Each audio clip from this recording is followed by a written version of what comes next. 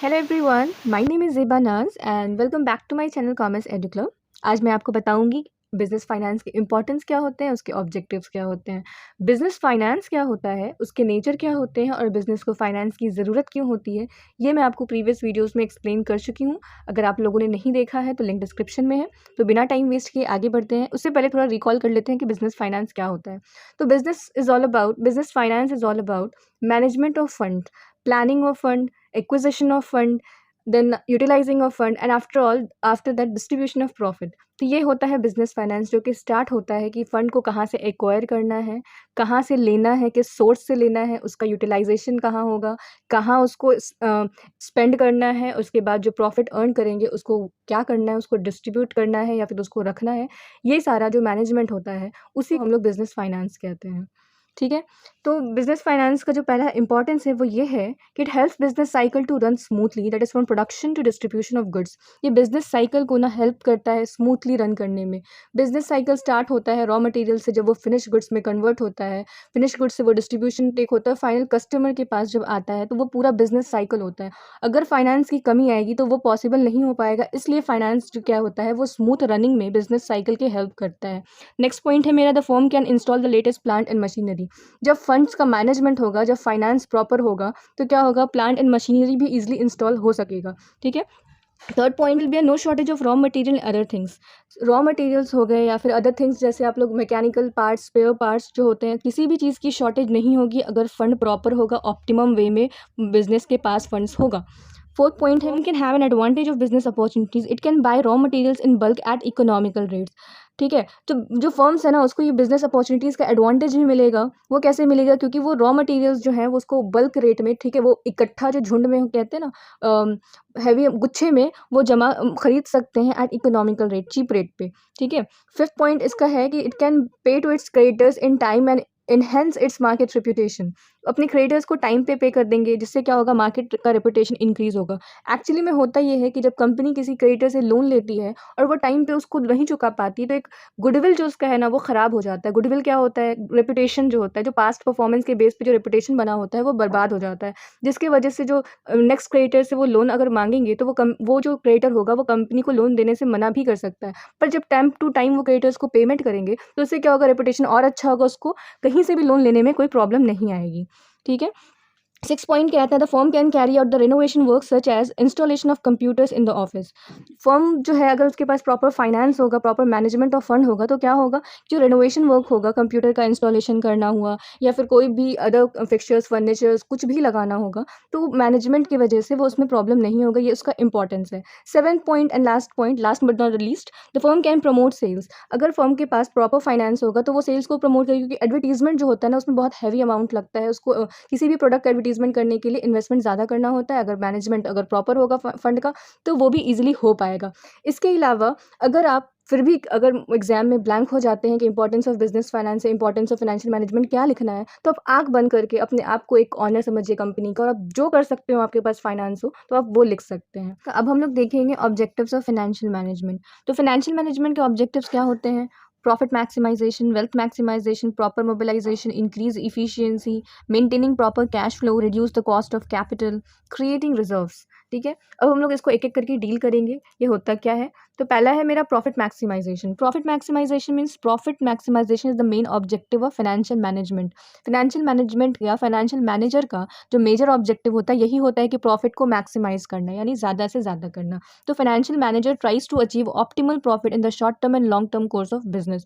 वो कोशिश करते हैं कि ज़्यादा से ज़्यादा प्रॉफिट, ऑप्टिमल प्रॉफिट को अचीव करें, शॉर्ट टर्म कोर्स के लिए भी और लॉन्ग टर्म कोर्स के लिए भी बिजनेस के। अब ऑप्टिमल प्रॉफिट क्या होता है? ऑप्टिमल जो वर्ड है ना, उसका मतलब ये होता है कि आप कम से कम में ज़्यादा से ज़्यादा सेटिस्फैक्शन आप उस चीज़ से ऑब्टेन कर सकते हैं, पा सकते हैं, यही होता है ऑप्टिमल। चाहे वो कम इन्वेस्टमेंट करके करे या कम खर्च करके करे या कुछ भी करके, कम में ज़्यादा आपको मिलना कहलाएगा ऑप्टिमल। ठीक है। थर्ड पॉइंट इसका ये है कि company makes a decent profit in the long run if the finance manager makes the profit decision using various methods and tools available. Company जो है वो डिसेंट प्रॉफिट अर्न कर पाएगी लॉन्ग रन में अगर फाइनेंशियल मैनेजर्स जो हैं वो प्रॉपर डिसीजन लें, वेरियस मेथड्स एंड टूल्स जो अभी अवेलेबल हैं वो यूज़ करके। वो क्या हो सकता है, इन्वेंट्री ज़्यादा बढ़ाना, टर्नओवर ज़्यादा इंक्रीज़ कर देना, मार्केटिंग ज़्यादा करना, सेल्स बढ़ाना, कुछ भी हो सकता है। ये सारे जो है वो वेरियस मेथड्स हैं जिसके थ्रू जो प्रॉफिट को वो मैक्सिमाइज़ किया जाता है। मेरा नेक्स्ट पॉइंट है वेल्थ मैक्सिमाइजेशन। क्या हो गया, earning maximum wealth from the share holders. मतलब शेयर होल्डर से मैक्सिमम वेल्थ अर्न करना, यही है ऑब्जेक्टिव फाइनेंशियल मैनेजर का। तो शेयर होल्डर्स कौन होते हैं, तो शेयर्स क्या होता है, शेयर कैपिटल क्या होता है, ये सब मैं ऑलरेडी बहुत बार एक्सप्लेन कर चुकी हूँ, पर इस बार मैं एक्सप्लेन कर देती हूँ शेयर होल्डर्स क्या होता है। तो कंपनी की जो कीमत होती है ना, उसको छोटे छोटे टुकड़े में डिवाइड किया जाता है। वो छोटा सा टुकड़ा जो शेयर्स कहलाता है, और शेयर्स के जो इंटरेस्टेड इन्वेस्टर्स होते हैं, जो शेयर्स को खरीदना चाहते हैं, वो कंपनी को बदले में जो कैपिटल देते हैं वो शेयर कैपिटल होता है। और जो शेयर्स की जो ऑनर बन जाते हैं वो शेयर कैपिटल देके वो होते हैं शेयर होल्डर्स। तो उसी से जो मैक्सिमम वेल्थ अर्न करना, ये कंपनी का ऑब्जेक्टिव, एक ऑब्जेक्टिव ये भी होता है। तो फाइनेंस मैनेजर क्या करते हैं, tries to give maximum dividend to share holders. वो कोशिश करते हैं ना जो शेयर होल्डर्स को ना मैक्सिमम डिविडेंड दिया जाए। डिविडेंड क्या होता है, तो नेट प्रॉफिट, यानी प्रॉफिट जो कंपनी अर्न करती है उस पर टैक्स लगाने के बाद जो प्रॉफिट बचता है वो होता है नेट प्रॉफिट। और नेट प्रॉफिट में से कुछ पोर्शन जो होता है कंपनी रिटेन कर लेती है, जिसको हम लोग रिटेन रख लेती है, जिसको हम लोग रिटेन अर्निंग कहते हैं। और कुछ पोर्शन जो क्या कहती है वो डिस्ट्रीब्यूट कर देती है शेयर होल्डर्स को, वो कहलाता है डिविडेंड।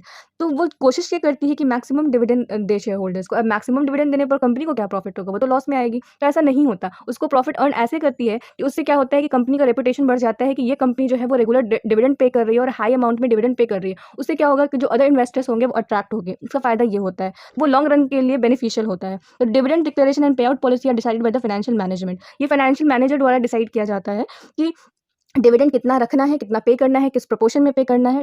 ये फाइनेंशियल मैनेजमेंट द्वारा डिसाइड किया जाता है। फाइनेंशियल मैनेजमेंट एक प्रोसेस है, जो फाइनेंशियल मैनेजर जो परफॉर्म करते हैं उस वर्क को, जिस वर्क को, उसके प्रोसेस को हम लोग फाइनेंशियल मैनेजमेंट करते हैं।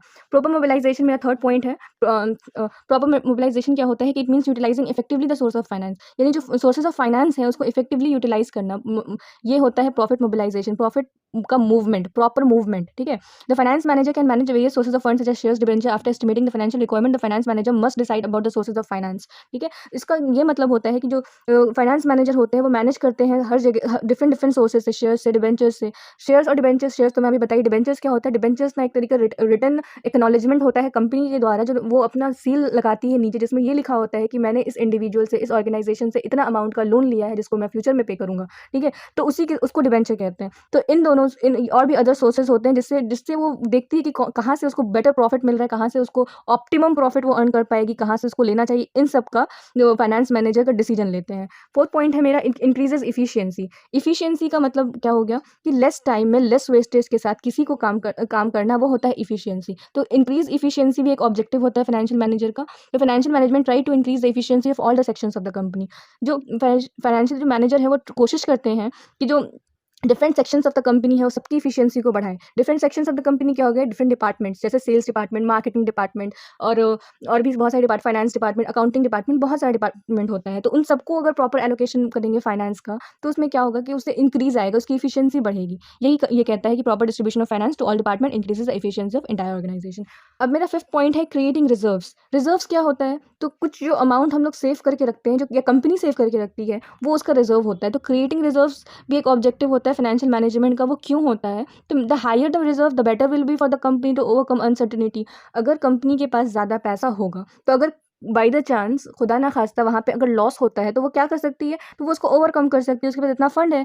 ठीक है, the optimal dividend pay out policy will help the company to create reserves over the year. अगर डिविडेंड पे आउट पॉलिसी, कितना पैसा देना है, कितना सेव करना है, उसका ऑप्टिमम डिविडेंड पॉलिसी वो मैनेजर अगर डिसाइड कर लेंगे अच्छे से, तो क्या होगा, रिजर्व जो है वो ज़्यादा पीरियड के लिए कंपनी के पास रहेगा। क्योंकि अगर डिविडेंड ज़्यादा पे करेंगे तो क्या होगा, कम ऐसा भी टाइम आएगा सारा डिविडेंड पे आउट हो गया, रिजर्व है ही नहीं, रिटेन अर्निंग में कुछ है ही नहीं, तो इन्वेस्ट ना करके क्या होगा, और भारी लॉस हो जाएगा कंपनी को। ठीक है, इसके यूजेस क्या होंगे रिजर्व्स के, तो facing contingencies in the future expansion of the company को बढ़ाने में भी काम आएगा। और जो कंटिजेंसीज जो फ्यूचर में कोशिश हो सकता है, आग लग सकता है, हो सकता है उसके माल में कुछ डिफेक्ट आ सकता है, कुछ भी हो सकता है, उसको ओवरकम करने के लिए क्रिएटिंग रिजर्व्स को क्रिएट करना बहुत ज़रूरी है। इसी के साथ आज का मेरा ये सेशन एंड होता है। उम्मीद करती हूँ कि आप लोगों को मेरे वीडियोज़ पसंद आए होंगे। अगर प्लीज़ आप लोगों को मेरे वीडियो पसंद आए तो इसको लाइक करें, सब्सक्राइब करें और शेयर करें। इसी के साथ मैं एक इन्फॉर्मेशन और देना चाहूँगी कि मैं रोज़ सुबह 8 बजे कॉमर्स की वोकैब अपलोड करती हूँ एज अ शॉर्ट्स, जिससे मेरे साथ साथ आपका भी कॉन्सेप्ट बहुत क्लियर होने वाला है। तो उसको ज़रूर देखिए